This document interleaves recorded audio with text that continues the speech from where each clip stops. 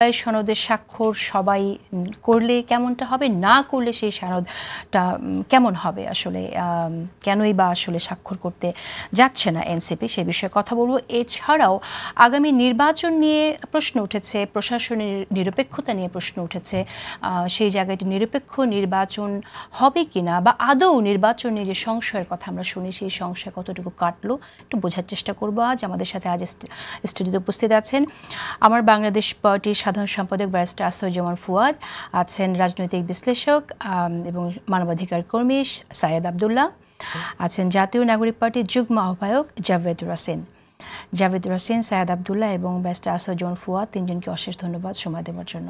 আমি জাভেদ আপনাকে দিয়ে শুরু করি। আপনারা মোটামুটি অনেকদিন সময় দিলেন, অনেক পরিশ্রম করলেন সবাই। এই জাতীয় ঐক্যমত কমিশনে সংস্কার প্রস্তাব নিয়ে যে আলোচনা হয়েছে, যারা এখানে পার্টিসিপেট করেছে তারা শুধু ওখানে না, সেই আলোচনায় না, আলোচনার টেবিলের বাইরেও নিজেদের প্রস্তুতির জন্য প্রচুর সময় দিয়েছে। কিন্তু শেষ পর্যন্ত এখন এসে আপনারা বলছেন আইনি ভিত্তি ছাড়া জুলাই সনদ স্বাক্ষর অনুষ্ঠানে আপনারা যাবেন না, কারণ এটা শুধুই একটা আনুষ্ঠানিকতা হবে। যে জুলাই সনদ নিয়ে গণভোটও হচ্ছে, সেই জায়গায় আসলে আইনি ভিত্তি ছাড়া না যাবার এই সিদ্ধান্তটা কীরকম, কেন একটু ব্যাখ্যা করেন। এবং পাশাপাশি একটু বলি যে আপনি নিজেও জানেন যে আরও বেশ কয়েকটি দল জুলাই সনদে স্বাক্ষর করবে না, যারা আসলে বাম দলগুলো, যেমন আমরা জানি জাসদ, বাসদ সহ আরও কয়েকটি দল এখানে স্বাক্ষর করবে না। এই জুলাই সনদে স্বাক্ষর না করাটা কেমন গণঅভ্যুত্থানের বিপরীত জায়গায় দাঁড়ানো হয়ে যায় কিনা, এবং সেখানে আপনারাও সেই জায়গায় অবস্থান নিচ্ছেন যে স্বাক্ষর করবেন না, একটু ব্যাখ্যা করেন। আচ্ছা, আপনাকে প্রথমে ধন্যবাদ জানাচ্ছি, জিটিভিকেও ধন্যবাদ। আমার সহ আলোচক যারা আছেন, আমার ল ডিপার্টমেন্টের দুই ভাই এখানে আছেন। আমি একটু প্রথমে যদি আলোচনাটা শুরু করি, সেটা হচ্ছে আমরা তো দীর্ঘ সময় আসলে এই ঐকমত্য কমিশনের সময় দিয়েছি। শুধু ঐকমত্য কমিশনের, আপনারা যদি লাইভ টেলিকাস্টে যে ফরেন সার্ভিস একাডেমির ভেতরের যে অবস্থা সেটা না, সেটার বাইরেও কিন্তু আমাদেরকে দীর্ঘ সময় বিভিন্ন রাজনৈতিক দলের সাথে আলোচনা করতে হয়েছে। সকালে বিকালে ইয়ের মধ্যেও বৈঠক চলাকালীন সময়েও বাইরে গিয়ে করিডোরে আমাদেরকে আলোচনা করতে হয়েছে, বিভিন্ন দলকে বোঝাতে হয়েছে কেন এটা দরকার, কেন যুক্তিগুলো আমাদেরকে ওখানে পরিষ্কার করতে হয়েছে। এখন আমরা একটা জুলাই সনদ কিন্তু প্রণয়ন করে ফেলেছি, যেখানে কমিশন যেই খসড়াটি পাঠিয়েছে সর্বশেষ, সেখানে 84টি প্রস্তাব কিন্তু হয়ে গেছে একদম, যে কোন দলগুলো একমত, কোন দলগুলো একমত না, কিভাবে পাস হয়েছে, নোট অফ ডিসেন্ট সহ 84টা প্রস্তাব, এগুলো কিন্তু কমিশনের পক্ষ থেকে দিয়ে দেওয়া হয়েছে। মানে জুলাই সনদ প্রণয়ন হয়ে গিয়েছে। এখন এখানে থাকে হচ্ছে অঙ্গীকারের বিষয়টা। অঙ্গীকারের বিষয়টাতেই ওই জায়গাটাতে রাজনৈতিক দলগুলো স্বাক্ষর করবে প্রত্যেকে নিজ নিজ দলের পক্ষ থেকে, যে তারা যদি পরবর্তী সংসদে তারা যায়, বা তারা যে কোনো সময় যদি তারা সংসদে যায়, তারা এই সনদটাকে বাস্তবায়ন করবে।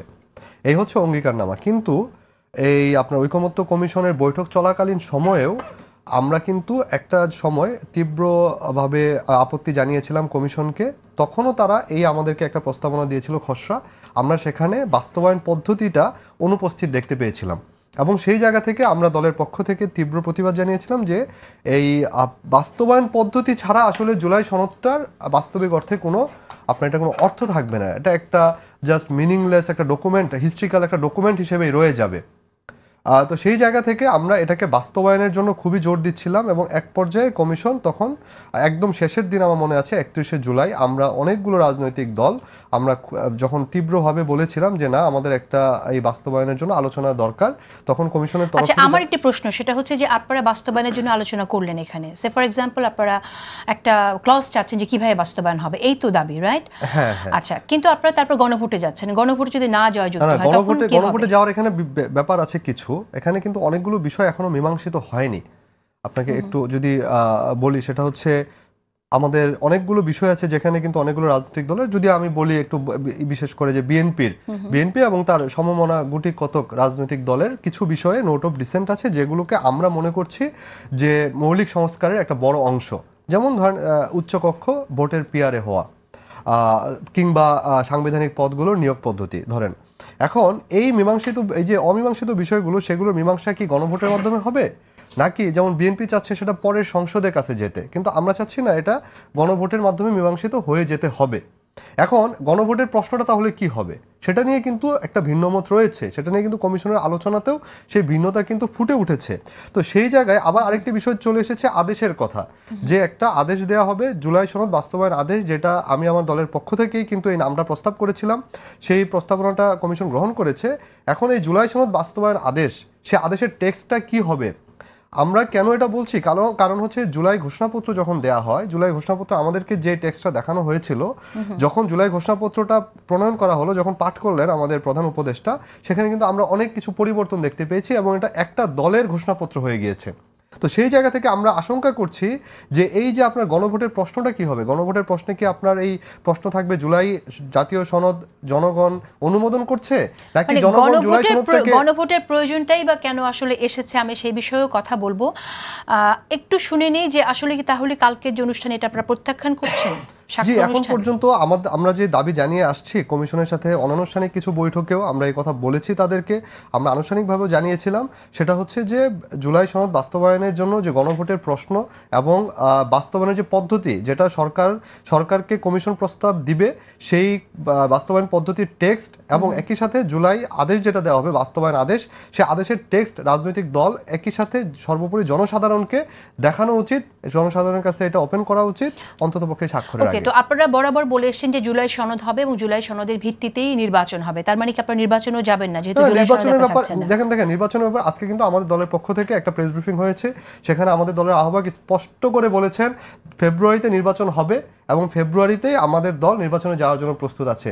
কিন্তু জুলাই সনদের বাস্তবায়নের যে ব্যাপারটা দেখেন, এখন বাস্তবায়নে আমি যেটা প্রথমে বললাম, আদেশগুলো হয়ে গেছে, প্রস্তাবনাগুলো হয়ে গেছে, এখন এটা স্বাক্ষর করাটা একটা আনুষ্ঠানিকতা। এখন স্বাক্ষর করলে আমরা তো এটাতে সম্মতি দিয়ে দিলাম, কিন্তু তারপরে কি হবে? তারপরে কি জুলাই সনদ ধরেন গণভোটের প্রশ্ন কি বিএনপি যেটা চাইছে সেটা হবে, নাকি এটা আমরা যেভাবে বলছি মানে যে বাস্তবায়নটা হওয়া উচিত সেভাবে হবে? এটা তো আমরা জানি না এখনো।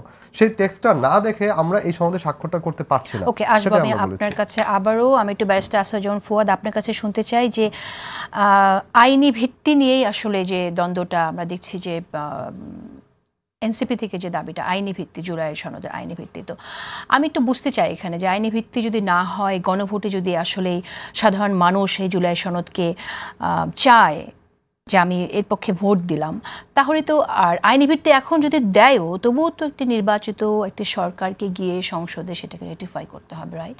তাহলে এই আইনি ভিত্তিটা আসলে কতটুকু জরুরি, নাম্বার ওয়ান। নাম্বার টু হচ্ছে আপনারা স্বাক্ষর করছেন কিনা?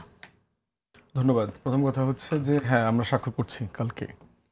দ্বিতীয়ত হচ্ছে যে জুলাই সনদে স্বাক্ষর করাটা আসলে এটা একটা টেকনিক্যাল সিম্বলিক জায়গা আর কি। যেই ডকুমেন্টটা এখন প্রেজেন্ট করা হয়েছে এটা কিন্তু আসলে কনসেনসাস কমিশনে গত কয়েক মাস ধরে আলোচনার প্রেক্ষিতে রাজনৈতিক দলগুলো যেগুলো একমত হয়েছে ততটুকুই ওখানে লেখা আছে। ইন্ট্রোতে কিছু কম বেশি করা হয়েছে বিভিন্ন রাজনৈতিক দলের দাবির প্রেক্ষিতে। আমি বোধ করছি এটা কালকে স্বাক্ষর যদি কেউ করে বা না করে, দিন শেষে এটা যতটুকু যারা স্বাক্ষরকারীদের ডকুমেন্ট হবে, ঠিক ইকুয়ালি যারা স্বাক্ষর করছেন না তাদেরও এটা ডকুমেন্ট হবে, কারণ তাদের সাথে সবার সাথে মিলেই আলোচনা করে সিদ্ধান্ত নেওয়া হয়েছে, সাফিসিয়েন্টলি আছে। যেমন জাভেদ কমিশনে তো এনসিপি কে রেগুলারলি রিপ্রেজেন্ট করেছে। কালকে যদি এটা এনসিপি স্বাক্ষর না করে, এর মানে এইটা না জুলাই সনদটা এনসিপির হবে না। আবার কালকে যদি এবি পার্টি এটা স্বাক্ষর করছে, এটা শুধু এবি পার্টির ডকুমেন্ট হবে তা না, এটার মালিকানার প্রশ্নটা ইকুয়ালি সবার জন্য প্রযোজ্য হবে, স্বাক্ষর যে করছে অথবা করছে না। কিন্তু ইতিহাসে তো লেখা থাকবে যে কোন দলগুলো করেনি, যেমন জাসদ, মার্কসপন্থী এই দলগুলো যে করছে না, তাদের যদিও যুক্তি আলাদা, কারণ আলাদা, এবং এনসিপি করছে না, এই নামগুলো তো লেখা থাকবে। কিন্তু এটা করছে না অন সাবস্টেন্সে না, যে এনসিপি এটা বলছে না যে আমি এই জুলাই সনদটা মানি না, এটা সাবস্টেন্স, এটা কন্টেন্টস আমি একমত না, এটা কিন্তু বলছে না। সে যেটা বলেছে, এবং এনসিপি সহ অনেক দলেরই বক্তব্য আছে, এটার বাস্তবায়ন প্রক্রিয়ার সাথে আমাদেরকে যুক্ত হতে হবে এবং একমত হতে হবে।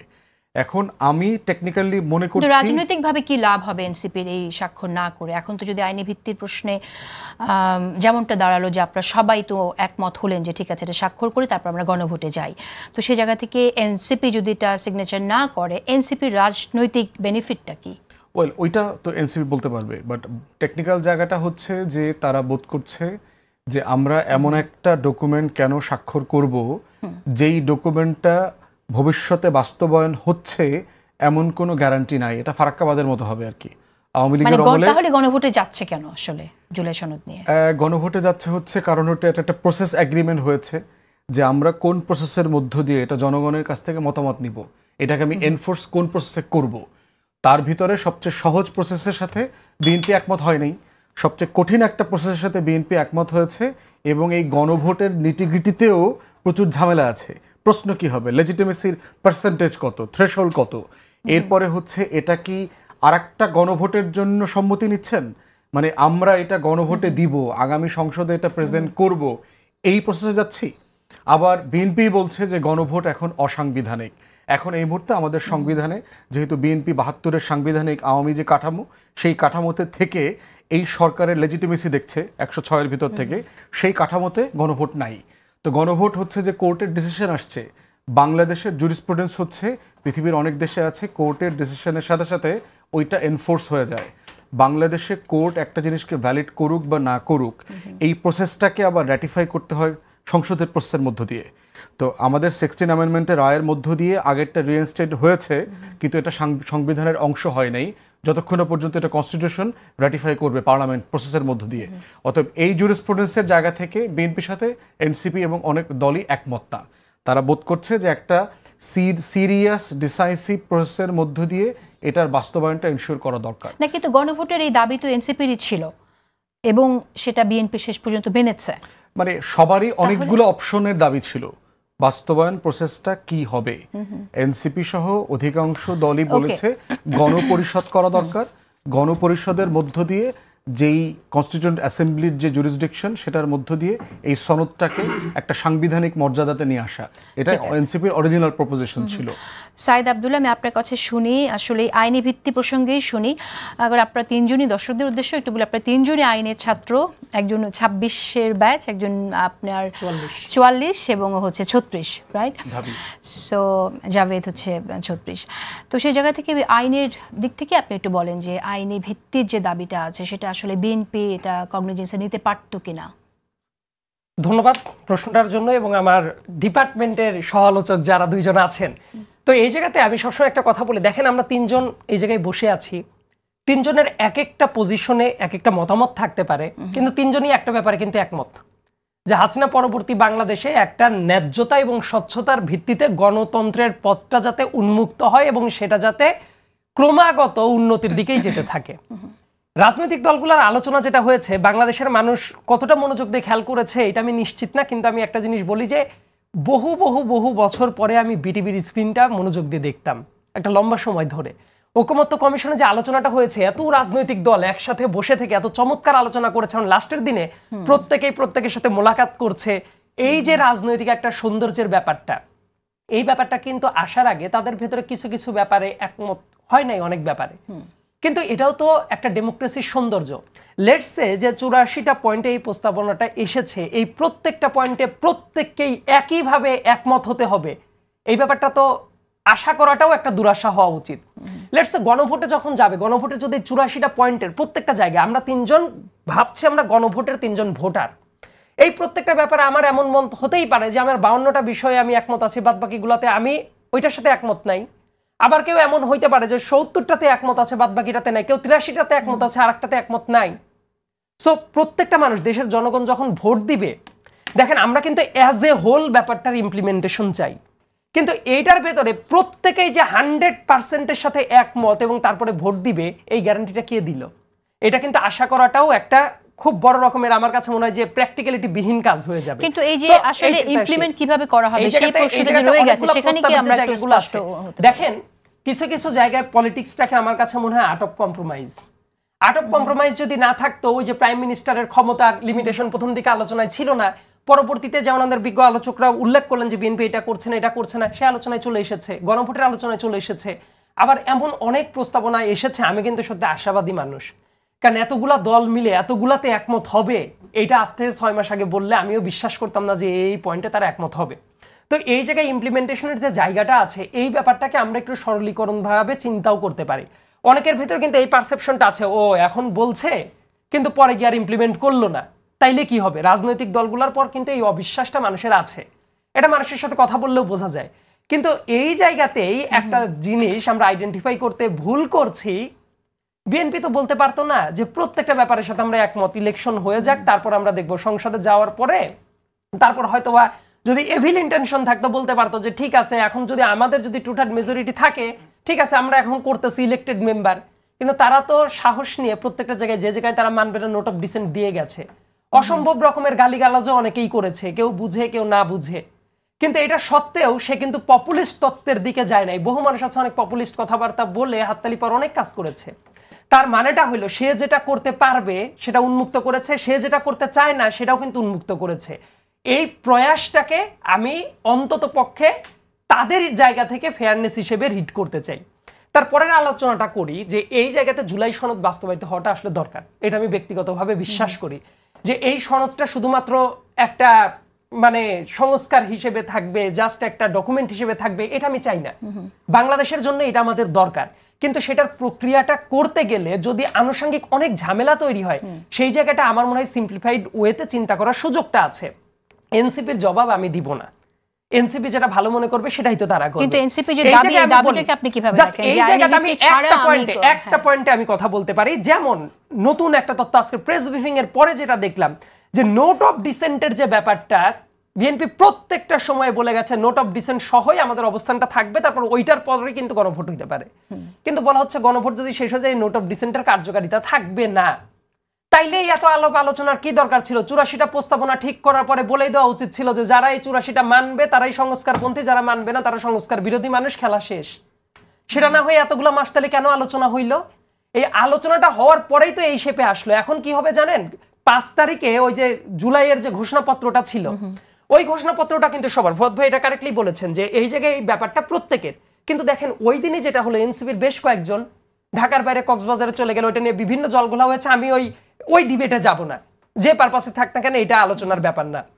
কিন্তু ওই দিন যদি তারাও উপস্থিত হতো, এটা একটা ভালো মানে ইমেজটা তৈরি করতো। আবার দেখেন এই সংস্কার নিয়ে, নতুন বন্দোবস্ত নিয়ে সবচেয়ে বেশি যারা কথা বলেছে, যদি দেখা যায় যে এই জায়গায় কালকে সাইন হবে এই ডকুমেন্টটাই, এতগুলা রাজনৈতিক দল এতদিন ধরে বসলো, যে অনেক দল সাইন করতে যাচ্ছে, ওই জায়গায় এনসিপি সাইনটা করলো না, এই ব্যাপারটা কিন্তু একটা পাবলিকের কাছে বাজে ইমেজ যাবে যে ও তাইলে এটা আবার কেমন সংস্কারের ব্যাপার। তাদের যে কনসার্নের জায়গাটা, এটা বাস্তবায়নযোগ্য হবে কি না, নাকি জাস্ট একটা টাইটুলার জিনিস হয়ে থাকবে। আমি বিশ্বাস করি যে রাজনৈতিক দলগুলো এতদিন যেহেতু বসেছে, একটা বাস্তবায়নের পথ হবেই, এবং সেটা ফেয়ার ইন্টেনশন আছে জন্যই তো নোট অফ ডিসেন্ট দিয়েছে, তাহলে তো বলতেই পারতো সব মেনে নিলাম। আচ্ছা, এবং আরেকটা জিনিস বলি যে এই কাজটা হওয়ার জন্য দেখলাম যে ঐক্যমত্য কমিশনের সহসভাপতি সাহেব সন্ধ্যাবেলায় যে ব্রিফিংটা করলেন, উনি ওই জায়গায় বলে দিয়েছেন যে এই সাইন করার সুযোগটা অবারিত রাখা হচ্ছে, এটা ক্লোজ করা হচ্ছে না। হয়তোবা কোনো দল কালকে সাইন করলো না, পরবর্তীতে মনে হলো তারা সাইন করতে পারবে। কিন্তু এই যে টেক্সট, আমি একটু আবার ফিরে যাই, আইনি ভিত্তির এই প্রশ্নে কেন আলোচনা হলো না বা কেন একমত হতে দেখলাম না দলগুলোকে? সবাই দেখেন সবকিছুতে যদি একমত হয়, আমি এত আশাবাদীও হইতে চাই না যে সব দল একসাথে সব ব্যাপারে একমত হবে। এটা না করে বরং আমরা যদি এই ব্যাপারে একটা কনসিস্টেন্সি আসি, যেমন মানুষের এই আশা থাকে কি যে এইগুলো চুক্তি করলো পরে এটা তো মানবে না। না, আমার কাছে মনে হয় যে ব্যাপারগুলোতে যে দল যেভাবে চুক্তি করে গেছে, ওইটা তার হাতে ক্ষমতা আসার পরে কেউ যদি না মানে জনগণ ছাড় দিবে, এটা আমি বিশ্বাস করি না। আমার মনে হয় যে এটা ফুয়াদ ভাই বিশ্বাস করে না, রাসিন ভাইও বিশ্বাস করে না। কারণ কি একটা সময় ছিল মানে মানুষের কাছে পলিটিক্যাল কমিটমেন্ট, তাদের ভোটারের কাছে সেভাবে আপনি দেখছেন। সামনের দিনের বাংলাদেশের মানুষের মনস্তত্ত্ব কিন্তু চেঞ্জ হয়েছে, কারো কিছুটা কম, কারো কিছুটা বেশি। কিন্তু এই ব্যাপারটা আমার কাছে যেটা মনে হয় যে এই যে যেমন আজকেই নোট অফ ডিসেন্ট নিয়ে যে কথাটা আসলো, তাহলে নোট অফ ডিসেন্টের আলোচনা এতদিন কেন হইলো, কেন এইগুলা লিপিবদ্ধ করা হইলো? তার মানে দেখেন যে এনসিপির দাবির জন্য যদি এটা হয়, ওই রকম দাবি তো আরো অন্যান্য রাজনৈতিক দলের থাকতে পারে, সেটা তো তাহলে বিবেচনায় নেওয়া উচিত। এই প্রশ্নগুলোর উত্তর জানতে চাই জাভেদ রাসিন আপনার কাছ থেকে, কিন্তু তার আগে আমি একটু ছোট বিরতি নিচ্ছি। জন্য অ্যাডভোকেট জাভেদ রাসিন, বিরতিতে যাওয়ার আগে বলেছিলাম আপনার কাছে আসবো। আমি একটু জানতে চাই যে আপনারা গণভোটে যেতে চাইছেন, কিন্তু গণভোটে নোট অফ ডিসেন্ট থাকতে পারবে না, তাহলে সাইদ আব্দুল্লাহ যেটা বললেন যে এত আলোচনার কি ছিল, তাহলে সংস্কার কমিশন থেকে এটা প্রস্তাব দিত যে এই সংস্কারগুলো আসলে প্রস্তাবিত আছে এবং এটাতে সরাসরি গণভোটে যাচ্ছে এবং সবাই সেটা মানতে বাধ্য, তাহলে এই যে সময় ক্ষেপণ করা হলো অর্থহীন হয়ে পড়ছে। তো না দেখেন, সাইদ আব্দুল্লাহর একটা কথা আমি যদি একটু বলি, সেটা হচ্ছে ও বলছে যে বিএনপি অনেক বিষয়ে বিরোধিতা করেছে, তার অবস্থান সেটা ঠিক আছে মানছি দল হিসেবে তার অবস্থা সেটা, কিন্তু তার অবস্থা কেন সেটা এটা তো জনগণ বুঝতে পারছে। ধরেন একটা গ্রামে একটা দিক থেকে ব্রিজ হবে, যে ব্রিজ হলে ওই গ্রামের বেশিরভাগ মানুষ উপকৃত হবে, কিন্তু ওই গ্রামের যে মোড়ল সে চাইছে না ব্রিজটা তার বাড়ির সামনে দিয়ে হলে ভালো হয়, কারণ সে ওখান দিয়ে বেশি উপকৃত হবে। তো এরকম একটা বিষয় যেখানে জনগণের যে উপকার হবে কিংবা এই ফেসিবাদী কাঠামো আর ফেরত আসবে না, এরকম যে বিষয়গুলো আছে সেই বিষয়গুলো যখন বিএনপি অবজেকশন দেয় সেই জায়গাটায় তখন আমাদের প্রশ্নটা চলে আসে। যেমন সাংবিধানিক পদের যে নিয়োগগুলো সেগুলো নিয়ে আমরা অলমোস্ট পুরো হাউস একদিকে আর বিএনপি আরেকদিকে। এখন যদি বলেন যে বিএনপি এটার কেন বিরোধিতা করছে এবং বিরোধিতা করার রাইট তার আছে, তো সেটা নিয়ে তখন আমাদের ওই বিরোধিতা নিয়ে আমাদের প্রশ্ন আছে, অবশ্যই প্রশ্ন আছে। তার সেই গুড ইন্টেনশনটা আছে কি না সেটা নিয়ে তখন আমাদের প্রশ্ন অবশ্যই থাকবে।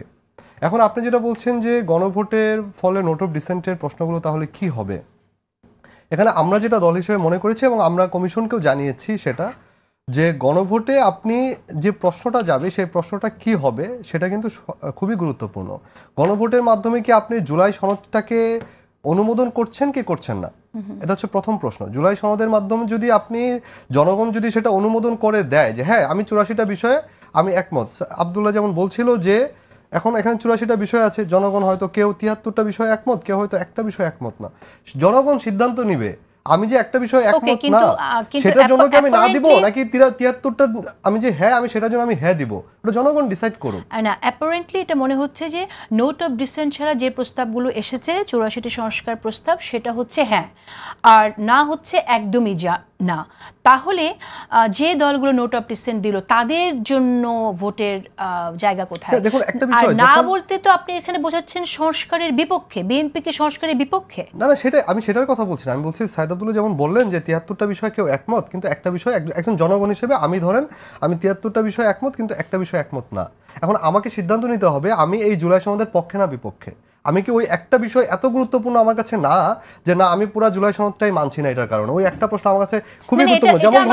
যেমন ধরেন যেমন মূলনীতি নিয়ে যখন আলোচনা হলো, দেখেন পুরো সব বিষয় একমত হয়ে সেখানে বামপন্থী দলগুলো ওয়ার্কআউট করে চলে গেল। তাদের কাছে মূলনীতি মানে পুরো জুলাই সনদে যাই থাকুক না কেন, যত ভালো জিনিস থাকুক না কেন, এইখানে কেউ যদি হাত দেয় তারা ওইটাতে একমত হতে পারবে না। ওকে, কিন্তু ব্যাপারটা কি এমন হতে পারে না যেটা অনেক গুরুত্বপূর্ণ হইতেই পারে ফ্যাকচুয়ালি, আপনি কেন মনে করছেন যে ওইটা টেকনিক্যালি ঠিক আছে? আমি একটু প্রশ্ন করি, একটা ছোট প্রশ্ন করে এখানে জাভেদ, এখানে আমি যেটা জানি একটু আমি জানাই রাখি সেটা হচ্ছে যখন এই বাস্তবায়ন পদ্ধতির আগে, বাস্তবায়ন পদ্ধতি নিয়ে কিন্তু আমাদের 31 জুলাইয়ের আরো প্রায় 1 মাস 1.5 মাস পরে আলোচনাটা শুরু হয়েছে। আমরা যে আলোচনাটা আগে শুরু করতে বলেছিলাম কমিশনকে, যখন নোট অফ ডিসেন্টের বিষয়টা আসছে তখন যে গণভোটের মাধ্যমে মীমাংসিত হবে সেটাও কিন্তু আলোচনায় আসে নাই একবারও। নোট অফ ডিসেন্টে আসছেই যেটা পরের সংসদে যাবে। এখন এখানে টেকনিক্যাল একটা সমস্যা ক্রিয়েট হয়েছে যে পরের সংসদে যদি যায় তাহলে এই সংসদ যদি সংস্কারটা মানে সংশোধন করলে এমন কিছু বিষয় সংশোধিত হচ্ছে যাতে পুরো কনস্টিটিউশনের ক্যারেক্টার নেচার চেঞ্জ হয়ে যাচ্ছে, মানে বেসিক স্ট্রাকচার চেঞ্জ হয়ে যাচ্ছে। এটা পরবর্তীতে যে কোনো সময় এটা চ্যালেঞ্জ হতে পারে।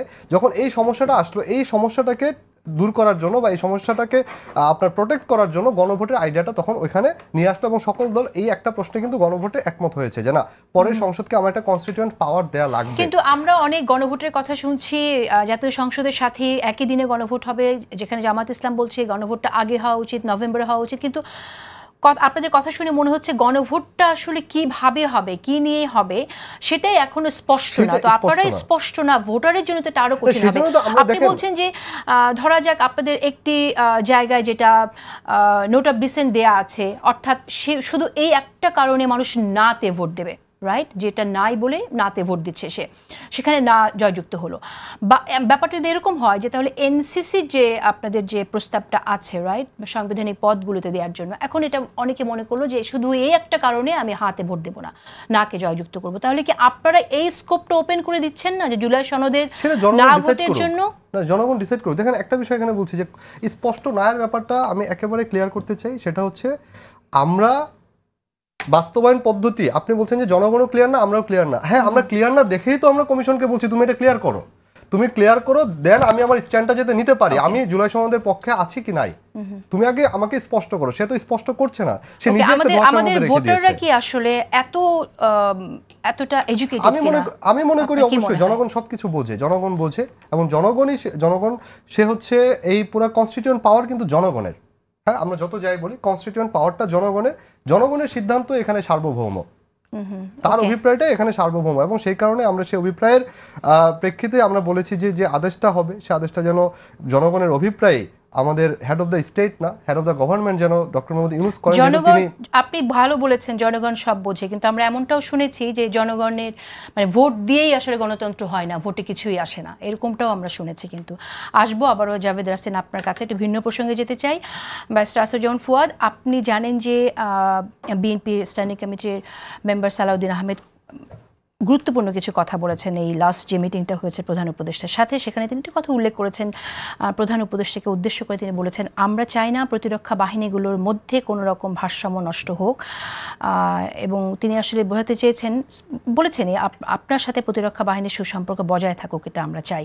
রাষ্ট্র একটা ব্যালেন্সড অবস্থায় থাকতে হবে। রাষ্ট্র কি ইমব্যালেন্সড অবস্থায় যাওয়ার মতো কোনো পরিস্থিতি সৃষ্টি হয়েছে কিনা, কথাটা কেন বলতে হবে? গুরুত্বপূর্ণ প্রশ্ন হচ্ছে সালাউদ্দিন ভাই যেটা ভালো বললে আমরা খুশি হইতাম, সেটা হচ্ছে যে মানবতা বিরোধী অপরাধের যে চার্জশিট দেওয়া হয়েছে গত সপ্তাহে প্রায় 25 জন সার্ভিং এবং অবসরপ্রাপ্ত সেনা কর্মকর্তাদের ব্যাপারে, তাদের বিচারিক প্রক্রিয়াকে স্বাগত জানিয়ে এবং তারা যে বিচার নিয়ে আমাদের আর্মড ফোর্সেসের গুটিকতক উপরের দিকের অফিসাররা যে মানে চোর পুলিশ খেলতেছে, এটাকে নিয়ে যদি সিরিয়াসলি কথা বলতেন, যে তাদেরকে কিভাবে সেনা হেফাজতে রাখে, যার ব্যাপারে চার্জশিট দেওয়া হয়েছে তাকে তো কোর্টে প্রডিউস করবে অ্যাট এ গিভেন ডেট, তাকে আনলফুল ডিটেনশন করবার এখতিয়ার তাকে কে দিয়েছে? এটা তো সেনাবাহিনীকে দেওয়া হয়নি।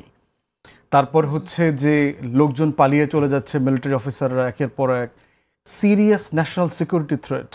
আমার দেশের একটা জেনারেল লেভেলের অফিসার যিনি আপনার ডিজিএফআই ছিলেন, এই লেভেলের অফিসাররা এই ঘটনার আগে পরে পালায়ে চলে যেতে পারছেন। এই যে রাষ্ট্রের সভরেন্টি সিরিয়াসলি কম্প্রোমাইজড হয়ে যাচ্ছে, সেখানে করণীয় কি? এই ব্যাপারে যদি উনি কথা বলতেন আমি বেশি খুশি হইতাম। যদি এই ব্যাপারে কথা বলতেন যে কিভাবে ভিআইপি জেলখানা তৈরি করে এই মিলিটারি অফিসারদেরকে আইসিটিতে হ্যান্ডওভার করবার ব্যাপারে বাধা তৈরি করা হচ্ছে, কেন আয়নাঘর 6 মাস পরে, 7 মাস পরে, 8 মাস পরে ডিজিএফআই এবং আলাদা আর্ম ফোর্সেসের সিনিয়র অফিসাররা এটা ওপেন করতে দিয়েছে। এই যে আর্ম ফোর্সেসের ক্রিমিনাল সেকশনটাকে, যেটা খুবই সামান্য, অল্প কয়েকটা 30, 40, 50, 100 অফিসার, যার কারণে আমার এই প্রাণের সশস্ত্র বাহিনীকে প্রতিদিন সমালোচনার ভাগিদার হতে হচ্ছে। সেইটাকে ক্রিটিক না করে সরকারকে যদি অ্যাডভাইস করা হয় যে দূরত্ব না বাড়ে, সরকার কি করছে? অন্তর্বর্তীকালীন সরকার কি করেছে অন্যায়, অথবা যেটা করাটা ভ্যালিড হয় না? রাষ্ট্র কোন ইমব্যালেন্সড অবস্থা থেকে যাচ্ছে কিনা, যে এই প্রশ্নটা কেন আসছে? আসলে সবকিছু গণ অভ্যুত্থানের পক্ষে আছে। যদি কেউ মনে করে থাকে কোনো পাড়ার কোনো মহল্লার 2, 4, 10 জন 20 জন কোনো কিছু করবেন, ওই দিন এখন বাংলাদেশে নাই। অ্যাবসলিউটলি সবকিছু ব্যালেন্সের মধ্যে আছে। কিন্তু যেই লেভেলের কোঅপারেশন আমরা আর্ম ফোর্সেসের সিনিয়র লিডারশিপের পক্ষ থেকে আশা করেছিলাম, সেইটা গণ অভ্যুত্থানে আমরা দেখি নাই। ওনারা এখন একটা বিশাল অংশ গণ অভ্যুত্থানকে করেন না বলেই ওনাদের সিনিয়র জেনারেলদেরকে ওনারা এখনো পালাতে সাহায্য করছেন। সাহায্য না করলে এই ক্রেডিটটাকে দেবেন না যে যাদেরকে সেনা হেফাজতে নেওয়া হয়েছে? তার হেফাজতে নেওয়ার কি আছে? সেনা হেফাজতে কেন নেবে? আপনি যেহেতু বলছেন পালাতে দিচ্ছে, তাহলে তো তাদেরকেও পালাতে সহযোগিতা। মিলিটারি কোর্ট না তো, তার হেফাজতে নেওয়ার কি আছে?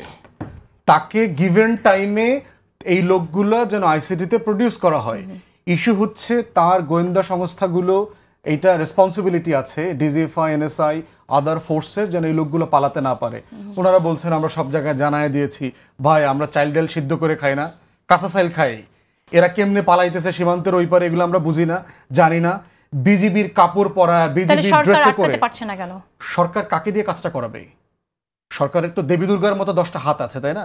এর একটা হাত হচ্ছে ডিজিএফআই, একটা হাত হচ্ছে এনএসআই, একটা হাত হচ্ছে বিজিবি। এরা কারা চালায়? মিলিটারি অফিসাররা চালাচ্ছে। এবং জুনিয়র অফিসাররা আমাদেরকে বলেছে যে আমাদেরকে উপর থেকে কমান্ড দিয়ে বাধ্য করা হচ্ছে। যৌথ বাহিনীর ম্যাজিস্ট্রেসি পাওয়ার তারা এমপ্লয় করছে না, কারণ কমান্ডিং অফিসারদেরকে বলে দিয়েছে। সরকারের সাথে দূরত্ব আছে, এটা স্পষ্ট বোঝা যাচ্ছে। এরকম একটা দূরত্বের মধ্য দিয়ে সরকার একটা মানে নিরপেক্ষ নির্বাচন দেবে, কোট আনকোট, যেটাকে বলা হচ্ছে ঐতিহাসিক নির্বাচন, যেখানে আইন শৃঙ্খলা পরিস্থিতিও এখন নির্ভর করতে হচ্ছে সেনা সদস্যদের উপর অনেক ক্ষেত্রেই। সেটা আসলে কিভাবে সম্ভব হবে? সম্ভব হচ্ছে বড় যে চ্যালেঞ্জ, সার্টেনলি এইটাকে অ্যাড্রেস করতে হবে। এই জন্য সালাউদ্দিন ভাই এবং টোটাল বিএনপি লিডারশিপকে অনবোর্ড থাকতে হবে ইন্টারিম অ্যাডমিনিস্ট্রেশনের পক্ষে।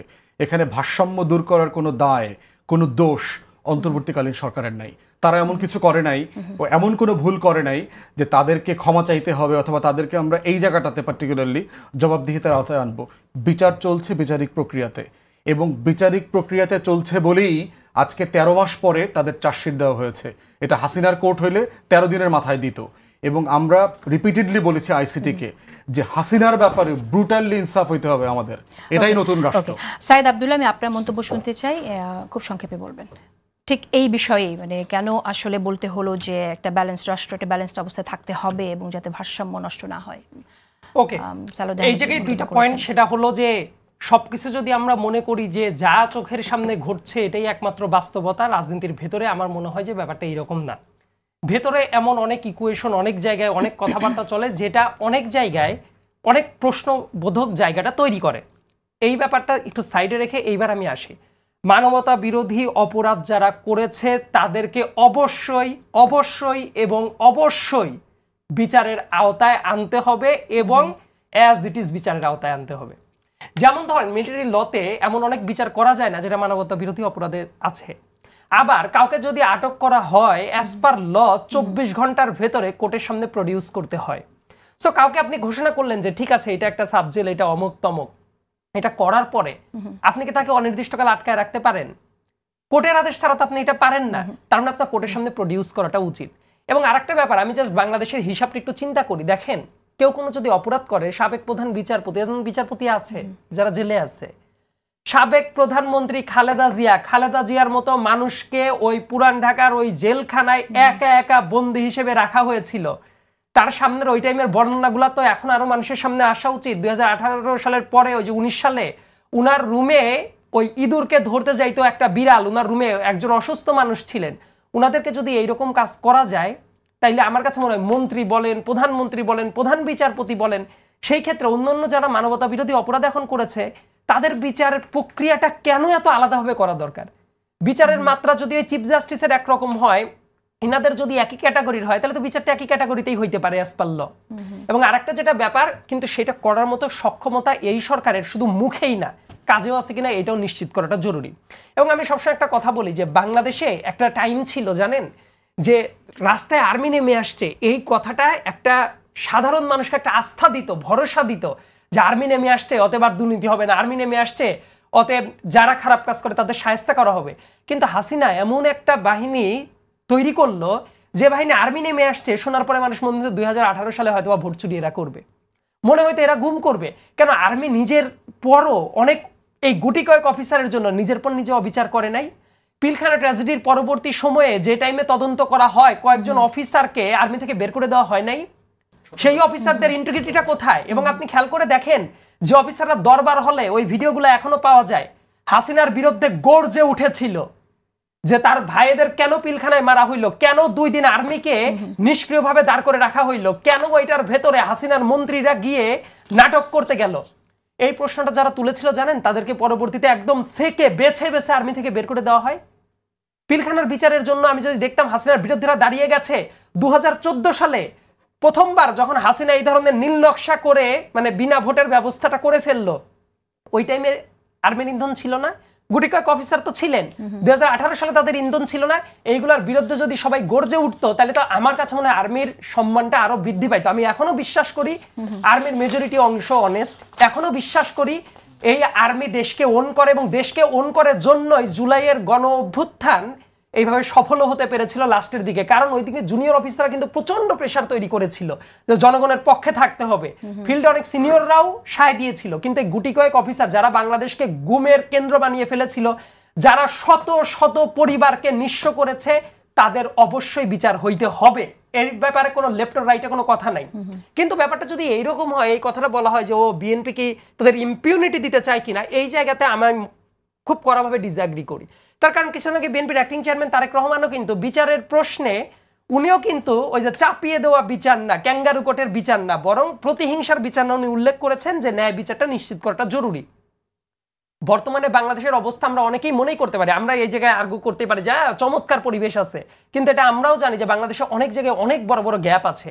সেই গ্যাপটা কি এই অন্তর্বর্তীকালীন সরকারের মতো দুর্বল সরকারটা কাভার করতে পারবে কিনা, এটা একটা সত্যি ওয়ারিং ম্যাটার। আমি চাই যে এই ঘাটতিটা অতিক্রম করে তারা প্রসেসটা শুরু করুক এবং পরের নির্বাচিত সরকার XYZ যারাই ক্ষমতায় থাকুক না কেন, মানবতা বিরোধী অপরাধ যারা করেছে তাদের একদম সুস্পষ্ট বিচার নির্দিষ্ট পদ্ধতিতে।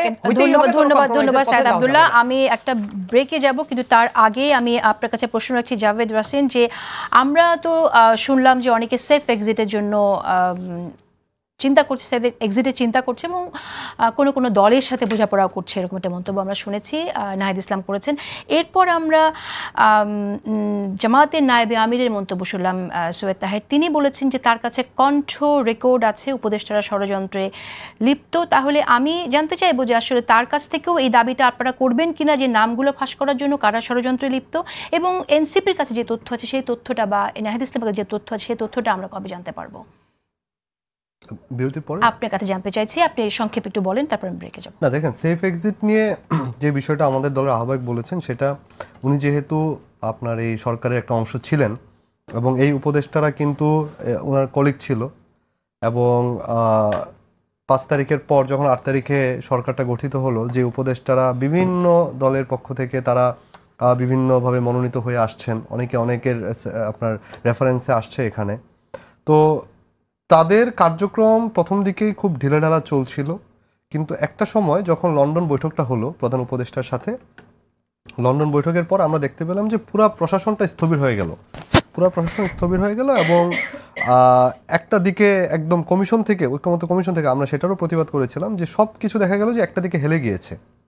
তো তখন কোনো কিছু কিন্তু কাজ করছিল না, একটা বিষয় দেখা যাচ্ছিল, এবং এখন পর্যন্ত কিন্তু সেই স্থবিরতা প্রশাসনে আছে, মন্ত্রণালয়ে আছে। আপনি মন্ত্রণালয়ে গিয়ে দেখবেন আপনি তো এটা বলছেন, এরপর আপনার সালাউদ্দিন আহমেদ বলছেন এটা ক্যাবিনেট কমিটি করা হয়েছে, যে ক্যাবিনেট কমিটির মধ্য দিয়ে যা হচ্ছে সেটা প্রচলন নেই এবং নিয়োগ বদলি হচ্ছে, এটা তিনি প্রধান উপদেষ্টাকে খোঁজ নিতে বলেছেন। আমরা আলোচনায় ফিরবো, এটা ছোট বিরতি। জাভেদ রাসিন, আপনার কথা আমার মনে হয় যে শেষ হওয়ার আগেই আমরা বিরতিতে চলে গিয়েছিলাম, খুব সংক্ষেপে শেষ করবেন, আমরা আসলে সেই নামধাম পাবো কিনা।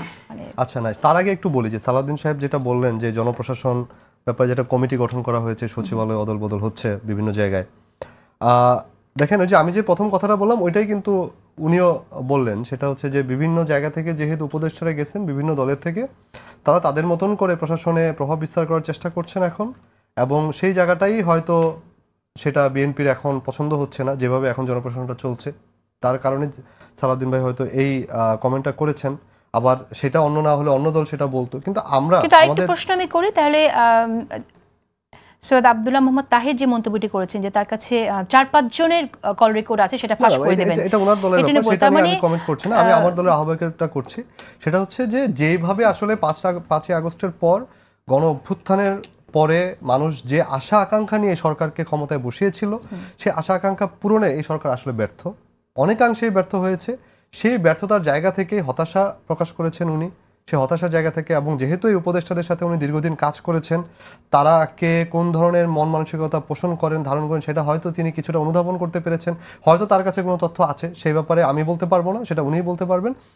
বাট এই সরকার যে ভালো মতন ফাংশন করছে না, যদি করতো তাহলে কিন্তু এই যে এখন যে সংকটগুলো আসছে, আপনি আর্মি মিলিটারি সংকটটা নিয়ে আসলেন, আপনারা তো চান যে সরকার ভালোভাবে ফাংশন করুক, এবং ফাংশন করানোর জন্য সরকারে গণঅভ্যুত্থানের পক্ষে এবং সাধারণ মানুষের পক্ষে যে রাজনীতিটা করা দরকার, যেভাবে দেশ পরিচালনা করা দরকার, সেই জায়গায় থাকতে হবে। তাহলে যে উপদেষ্টারা সেই জায়গায় নেই এবং তার পরিপন্থী কাজ করছে, তাদের নামগুলো জানা সত্ত্বেও কোনো রাজনৈতিক দলগুলো সাধারণ মানুষের সামনে নিয়ে আসছে না, সাধারণ মানুষের সাথে এটা এক ধরনের, এটা হয়তো যদি সেই নামগুলো আসে তাহলে হয়তো এমন টালমাটাল পরিস্থিতি সৃষ্টি হতে পারে, যে কারণে সরকার হয়তো স্থিতিশীল থাকবে না, বা দেশের পরিস্থিতি হয়তো আরো খারাপ হতে পারে। সেই জায়গা থেকে হয়তো সেই নামগুলো এখনো বলা হচ্ছে না, কিন্তু এরকম ঘটনা যে ঘটছে এটা দেশের মানুষও বুঝতে পারছে। আপনি যে কোনো মন্ত্রণালয়ে যান, একটা ছোট কাজ থেকে বড় কাজ, কোনো কাজই কিন্তু ঠিক মতন ফাংশন করছে না। ওকে, ধন্যবাদ আপনাকে।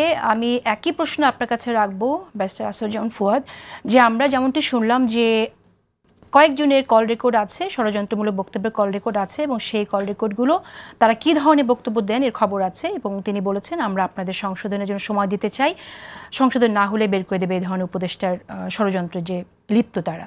তো যারা ষড়যন্ত্রে লিপ্ত তাদেরকে সংশোধনের সুযোগ কি, সেটা তো জনসম্মুখে প্রকাশ করতে হবে। তো এটা প্রকাশ না করে উনি যে থ্রেট দিচ্ছেন, অর্থাৎ নিজেদের এটাকে একটা বার্গেনিং টুল কিনা, যে আমার কাছে রেকর্ড আছে, তুমি এখন আমার কথা শোনো, আমি যেভাবে চাই, তাহলে সেটা তো একটা রাজনৈতিক দলের পক্ষে হয়ে গেল। তার চাইতে বরং স্বচ্ছতা কাম্য ছিল, সেটা কেন আমরা পাচ্ছি না? দেখেন, রাজনৈতিক দলগুলোর বক্তব্যের ভিতরে কিছু আছে রেটরিক। আপনার এখানে এর আগে আমি আলোচনা করেছি যে বিএনপি চেয়ারপারসনের যিনি পিএস আপনার সাত্তার সাহেব, সাত্তার ভাই আমলাদের একটা প্রোগ্রামে বললেন যে সার্ভিং আমলা কারেন্ট অফিসারদের সামনে বললেন যে 8 জন উপদেষ্টার ব্যাপারে ওনার কাছে প্রচুর কাগজপত্র আছে এবং প্রয়োজন হলে উনি অক্টোবরে ডিসেম্বরে নির্বাচনের আগে এগুলো পাবলিক করে দেবেন। এবং এই ব্যাপারগুলোতে তখন ওই যে আমলাদের ভিতরে ঠিক ঠিক বলে ওনার সাথে মানে একমত হয়েছে, অনেক লম্বা সাউন্ড হয়েছে ওখানে আর কি। এখন প্রশ্ন হচ্ছে, আমরা তখন দাবি করেছি যে 8 জন উপদেষ্টার ব্যাপারে আপনার কাছে যদি মামলা করার মতো অথবা অভিযোগ দায়ের করবার মতো এভিডেন্স থাকে, জাতিকে না জানান, অ্যাটলিস্ট দুদকে কাগজপত্রগুলো জমা দেন, দুদকের পক্ষ থেকে অ্যাটলিস্ট ইনভেস্টিগেশন হোক, এটা একটা পাবলিক রেসপন্সিবিলিটি। তা না হলে আমরা ধরে নেব ওনাদের পক্ষ থেকে, সরকারের পক্ষ থেকে বিভিন্ন সময় বলা হয়েছে যে উনি এবং ওনার যে সিন্ডিকেট সচিবালয়ে অনেক সুযোগ সুবিধার জন্য চেষ্টা করেছেন, বৈধ অবৈধ মিলিয়ে, তার পাস পর্যন্ত সাসপেন্ড করে দেওয়া হয়েছে সচিবালয়ে ঢোকার। তাহলে কি ব্যাপারটা এরকম যে আপনার স্বার্থ কাট করে দিয়েছে বলে আপনি কথাগুলো বলছেন? এই জন্য সামনে আসছে। আরেকটা বিষয় হচ্ছে কল রেকর্ডটা ওনার কাছে কি করে গেল? ওনারা বলছেন যে এটা পাবলিক করে দেওয়া দরকার, বিষয়গুলো যা আছে এবং এখানে যারা অভিযোগ করছেন যে প্রশাসনে তাদের লোক, কিন্তু সেখানে গোয়েন্দা সংস্থার যে কল রেকর্ড, এটা গোয়েন্দা সংস্থার কাছে থাকার কথা, সেই কল রেকর্ড তাদের কাছে যাচ্ছে না। তো কথার সাথে কন্ট্রাডিক্ট করছে। এটা তো আইনগতভাবে একটা ন্যায্য কাজ কিনা, আপনি আরই পাততে পারেন কিনা অ্যাজ এ প্রাইভেট সিটিজেন, মানে আমি আরই পাততে পারি কিনা, রাষ্ট্র ভ্যালিড রিজনে তার জাতীয় নিরাপত্তার স্বার্থে কোনো কোনো জায়গাতে সে আরই পাততে পারে, একটা জুডিশিয়াল ওভারসাইট থাকতে হবে, সেখানে প্রসেস ফলো করতে হবে, আওয়ামী লীগের মতো করে না, জিয়াউল হাসানের মতো করে না। তো সেই জায়গাতে এই ধরনের কথা বলাটা অন্যায্য কথা, এটা বেআইনি কথা। এখন এটাকে কি পলিটিক্যাল রেটরিক আকারে দেখবো, না এটা একটা ন্যায্য? উনি তো স্পষ্ট করে বলেছেন কয়েকজনের কল রেকর্ড আছে, সেটাকে আমরা পলিটিক্যাল রেটরিক হিসেবে দেখার সুযোগ আসলে থাকছে কিনা বলা দরকার। যে আপনি এটা অ্যাটলিস্ট যদি এখানে মনে করেন যে এই কাজগুলোর মধ্য দিয়ে রাষ্ট্রের ক্ষতি হচ্ছে, যে ডিপার্টমেন্ট যেটার সাথে জড়িত, যদি ফাইন্যান্সিয়াল ট্রান্সপারেন্সির ব্যাপার হয়, দুদকে বলেন, অভিযোগ করেন, প্রসেস ফলো করা দরকার। তা না হলে এই ধরনের রেটরিক্যাল বক্তব্য গণ অভ্যুত্থান পরবর্তী বাংলাদেশের জন্য আসলে ভালো না। আমরা যেটা বারবার বলি সেটা হচ্ছে ট্রান্সপারেন্সির কথা বলছি। জাভেদ যেটা বলেছে যে অধিকাংশ উপদেষ্টার পারফরমেন্সে আমরা হ্যাপি না। ওনারা গত 1 বছর পেরিয়ে গেলেও ওনাদের আয়ের রুটি রুজির, ওনাদের সম্পত্তির বিবরণী, ওনারা আমাদেরকে কিন্তু বলেন, ওনারা যখন সুশীল থাকেন তখন কিন্তু দিনরাত বিএনপি আওয়ামী লীগের গাইডলাইন যে ওদের ওই আয় উপার্জন, টাকা পয়সা, এগুলোর হিসাব দেন। আপনারটা দিলেন না কেন? দ্বিতীয়ত, আমি মাননীয় প্রধান উপদেষ্টার সামনে বারবার দাবি করেছি যে প্রত্যেক উপদেষ্টা তার ডিপার্টমেন্টে গত 1 বছর কি করেছেন, কি করতে পারেন নাই, কতটুকু করেছেন, চ্যালেঞ্জ কি, এই খতিয়ানটা, আমলনামাটা জাতির সামনে বলেন। একমাত্র এটা দাবি করার পরে বলেছে বিরাট চেয়ারম্যান আশিক চৌধুরী, এছাড়া আর কেউ পাবলিকলি এই খতিয়ান দেন নাই। রাইট। আর এই যে ক্যাবিনেট কমিটি যেটা করা হয়েছে, এটা চর্চা নেই, তারপরেও ক্যাবিনেট কমিটি করা হলো, এই প্রচলন না থাকার পরও করা হলো, এটা আসলে কার উদ্দেশ্যে, কি কারণে করা হলো? আমরা অনেক সময় শুনি সরকারের ভেতরে আরেক সরকার আছে। সো আপনি কিভাবে দেখছেন আসলে? তার মানে কি এটাই প্রমাণ হয়ে যায় সরকারের ভিতরে সরকারকে আসলে এম্পাওয়ার্ড করা হচ্ছে? সরকারের ভিতরে সরকার যেমন আছে, দলের ভিতরে দল আছে, আবার সেই দলের ভিতরে আবার দল আছে। সরকারের ভিতরে সরকার যদি বেশি পাওয়ারফুল হয়ে যায় তখন তো আসলে আরো ব্যাপারটা এরকম না। বিষয়টা দেখতে হবে যে আপনার একটা ছোট টিম অন্তর্বর্তীকালীন সরকারের এই পুরো কাজটা, দায়িত্বটা ফাংশন করছে, তার রাজনৈতিক সরকার না। অতএব রাষ্ট্র চালানোর যে ইন্টারনাল অ্যাকাউন্টেবিলিটি প্রসেস, এটা কতটুকু উপদেষ্টাদের প্রভাবিত করছে সেটাও তো একটি প্রশ্ন। না, ওই কমিটিতে ক্যাবিনেট কমিটিটা কারা? 4 জন উপদেষ্টাকে নিয়ে একটা কমিটি করে দিয়েছে জনপ্রশাসন রিলেটেড। সরকারের ভিতরে সরকারের যে কথা, ওটা তো বলছি না, এটা তো প্রফেসর ইউনুস করেছেন, তার কাছে অ্যাকাউন্টেবল তো এটা। তো সেই জায়গাতে আপনার যে আমরা যে প্রশাসনের ভিতরে কাকে কোথায় পোস্টিং দেব, 4 জন একটা প্রস্তাবনা রেডি করবে, যে রেডি করার প্রসেসের মধ্য দিয়ে এরপর এটা চিফ অ্যাডভাইজারের কাছে যাবে। প্রসেস তো তাই, বাংলাদেশে তাই তো হয়, জনপ্রশাসন সর্ট আউট করে দিয়ে এটা প্রাইম মিনিস্টারের অফিসে পাঠায়, প্রাইম মিনিস্টারের অফিস পরে ভেটিং করে ইন্টেলিজেন্স রিপোর্ট নিয়ে এটা ফাইনাল করে। যেহেতু সেই প্রসেসটা নাই, যে উপদেষ্টারা বিএনপির, উপদেষ্টারা জামাতের, সরকার জামাতের, কেউ বলছে সরকার বিএনপির, এই কথাগুলো কিন্তু আছে একটি নিরপেক্ষ নির্বাচনের আগে। এখন প্রশ্ন হচ্ছে যে যখন জামাতের নায়েবে আমির এটা বলেন 4-5 জনের কল রেকর্ড আছে, ফাঁস করে দেবো, তার মানে কি 4-5 জন ছাড়া বাকি যারা আছেন তারা তাদের পক্ষের উপদেষ্টা? ডিপেন্ড করতেছে যে আপনি এখন কার দিকে তাকায় কাকে বেশি সময় দিচ্ছেন। এখন সাইদ মনে করতে পারে তাকে হয়তো আপনি বেশি পছন্দ করেন, তাকে বেশি সময় দিচ্ছেন, একটা বড় দলের প্রতিনিধিত্ব করে। জাভেদ মনে করতে পারে যেহেতু সে কালকে তারা জুলাই স্বাক্ষর অনুষ্ঠানে যাচ্ছেন না, তাকে অবশ্যই সার্টেনলি আপনি কম পছন্দ করেন, এটা হইতেই পারে আর কি। এখন ওই 4-5 জনের সাথে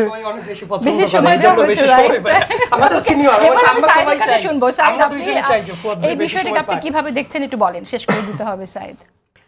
কন্ট্রোল রেকর্ডের যে ব্যাপারটা, এই জায়গায় দুইটা ঘটনা আমি একটু মনে করাই দিই। কুমিল্লায় জাতিসংঘ থেকে তাহের সাহেব ঘুরে আসার পরে পাবলিকলি একটা প্রোগ্রামে উনি বলেছেন ওনার মর্যাদা এখন অনেক বেড়ে গেছেন, উনার বাসায় গিয়ে উপদেষ্টারা বসে থাকেন, এইটা বলে উনি ওই জায়গায় সবার ভেতরে একটা মানে প্রাইড নিচ্ছিলেন। এই ব্যাপারটাও পাবলিকলি বলেছেন, আপনারা রেকর্ড চেক করলেই পাবেন। এবং আরেকটা ব্যাপার মনে করে দেয়, এই যে জুলাই সনদের যে ব্যাপারটা, দেখবেন যে বাংলাদেশের মানবাধিকার বলতে আমরা যারা বুঝি আসলে মানে হিউম্যান রাইটসের যে জায়গাটা, এটা তো কনস্টিটিউশনে আছে এবং সেটাকে ব্যাপ্তিটা কিন্তু বাড়ানো হচ্ছে। সেই জায়গায় ইন্টারনেটের অধিকার এবং মানুষের রাইট টু প্রাইভেসির যে জায়গাটা, এই দুইটাকেও একেবারে মৌলিক অধিকার বা মানবাধিকার হিসেবে অফিসিয়ালি নিয়ে আসা হচ্ছে। এটা তাহের সাহেবেরও অজানা থাকার কথা না, উনি ঐক্যমত্য কমিশনেই ছিলেন।